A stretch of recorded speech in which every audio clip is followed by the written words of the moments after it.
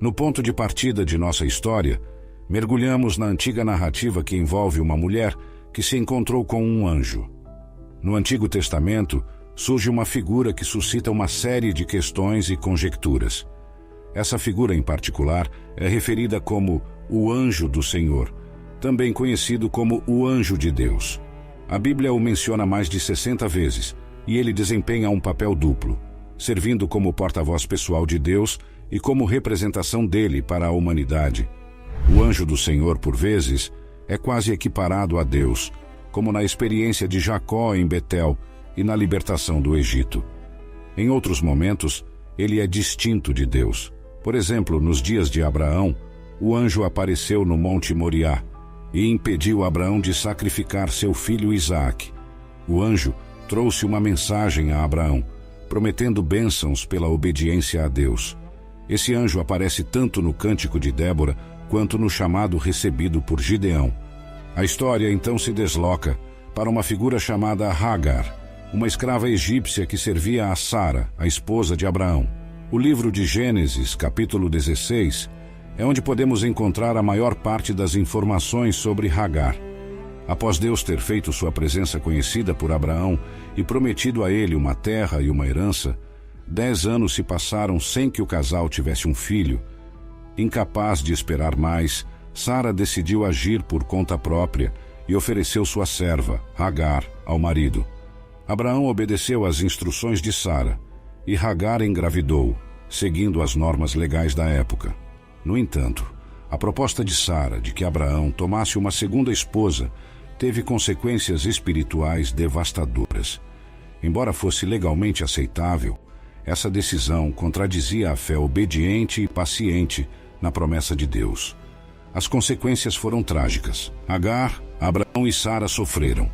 Sara, que havia levado o casal a essa situação adúltera, ficou com ciúmes da jovem quando ela começou a exibir sua barriga crescente, registrando as irregularidades matrimoniais de seu povo, mesmo que ele nunca as tenha aprovado. Quando Hagar engravidou, ela viu desdém em sua senhora Sara. Esta, por sua vez, culpou Abraão e expulsou Hagar de casa. Isso ilustra o conflito entre a lei e a graça, que não podem coexistir. Embora parte do comportamento dessa época possa ter sido culturalmente aceitável, certamente é irregular do ponto de vista cristão. Gênesis 16, 7 a 14, na Bíblia Amplificada, relata: Mas o anjo do Senhor a encontrou junto a uma fonte no deserto, na estrada que vai para Sur, e perguntou: Hagar, serva de Sarai, de onde você veio e para onde está indo? Ela respondeu: Estou fugindo de minha senhora Sarai. O anjo do Senhor ordenou que Hagar retornasse e se submetesse à autoridade de sua senhora. Enquanto Hagar estava no deserto, perto de Sur, a caminho do Egito, o anjo do Senhor apareceu a ela. A orientação para retornar e submeter-se marcou pontos de grande transformação na vida de muitos que tiveram contato com Deus. A tentativa de fuga de Hagar a levou a uma fonte, possivelmente porque estava assustada demais para continuar e arriscar perder essa fonte de água tão necessária. Nesse momento de necessidade, ela foi visitada pelo anjo do Senhor.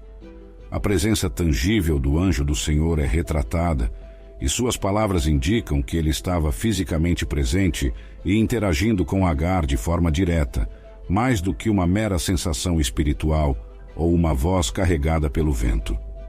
A identidade específica do anjo do Senhor não é revelada na Bíblia, mas existem muitos indícios que apontam para sua identificação. O anjo do Senhor se identifica como Deus, fala como Deus e executa os deveres de Deus. Ele também fala como Deus quando realiza essas ações. Em Êxodo 3, 2, na Bíblia Amplificada, o anjo do Senhor aparece a Moisés em uma chama de fogo ardente, indicando uma presença divina. Senhor, este é o primeiro momento em que o anjo do Senhor é mencionado nas Sagradas Escrituras. Nem Noé, Enoque ou Abraão o viram até então. A primeira pessoa a quem o anjo do Senhor apareceu foi uma mulher grávida, maltratada por aquela que a havia envolvido em toda essa situação problemática em primeiro lugar. Isso tudo nos deixa admirados pelo amor extraordinário de Deus, e jamais devemos esquecer que é um grande prazer para Ele agir de maneira tão especial. De onde você vem e para onde está indo? Essa pergunta significativa e esclarecedora foi feita pelo anjo do Senhor. Lembrar dessas duas perguntas poderia nos poupar de muitos problemas. Volte para sua senhora e submeta-se a ela, disse o anjo do Senhor a Hagar, aconselhando-a ao arrependimento. Havia uma promessa implícita em mudar sua direção, prometendo proteção. O anjo do Senhor não ordenou diretamente que Hagar voltasse para o ambiente violento em que foi criada, mas transmitiu uma promessa implícita de proteção. O anjo do Senhor continuou: multiplicarei grandemente os teus descendentes, de modo que não poderão ser contados. Ele prosseguiu: você está grávida e dará à luz um filho, a quem chamará Ismael, pois o Senhor ouviu o seu sofrimento. Ele será um jumento selvagem, viverá em conflito com todos os seus irmãos. Ela então chamou o nome do Senhor de Deus que me vê, pois reconheceu que permaneceu viva no deserto depois de ver o Deus que a viu com compreensão e compaixão.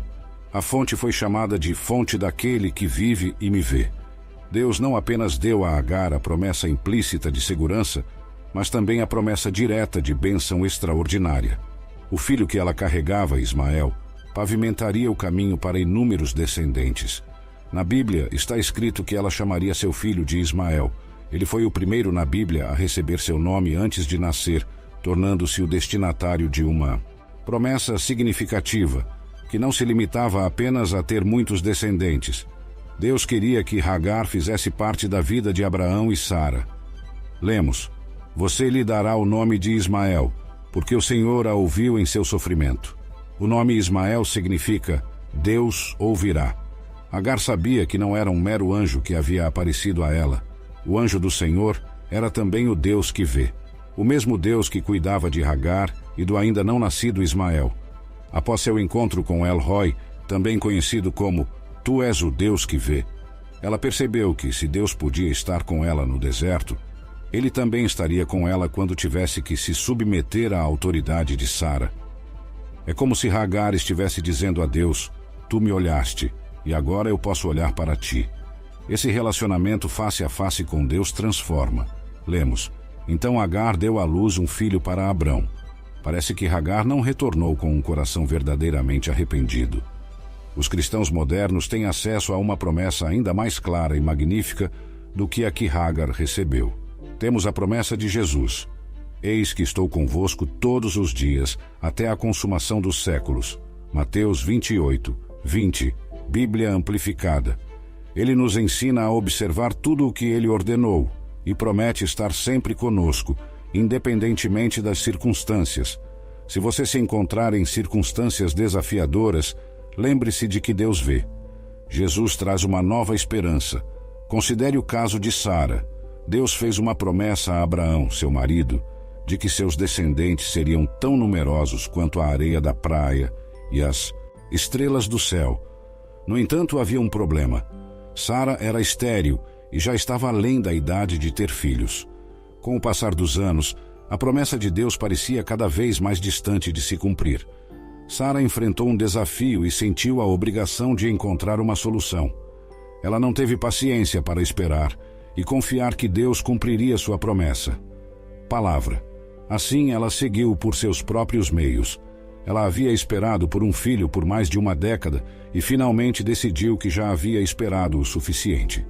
Tomando uma decisão imprudente, ela tentou cumprir o propósito de Deus por conta própria.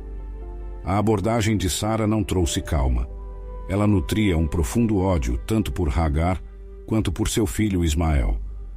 Quando Abraão teve um filho com Hagar e o chamou de Ismael, o relacionamento entre as mulheres se tornou ainda mais tumultuado. Mesmo com a obediência de Hagar em relação ao pedido que lhe fora dado, Sara, obcecada por controle, continuava insatisfeita. A falta de paciência de Sara era o verdadeiro obstáculo a ser superado, não seu desejo de ter mais filhos. A necessidade de controle que Sara tinha é algo que tem afligido muitos indivíduos ao longo da história. Em vez de confiar em Deus, ela tentou fazer a promessa se cumprir, usando seus próprios métodos e seguindo seu próprio cronograma. Ela confiou em sua própria força quando deveria ter se apoiado no Deus onipotente. Ela exemplifica as consequências que surgem quando um líder inseguro tenta operar independentemente de Deus. Líderes inseguros veem a vida através da lente da escassez, em vez da abundância. Pessoas inseguras se tornam autocentradas e manipuladoras. Elas se sentem intimidadas e lidam com os outros por meio da intimidação.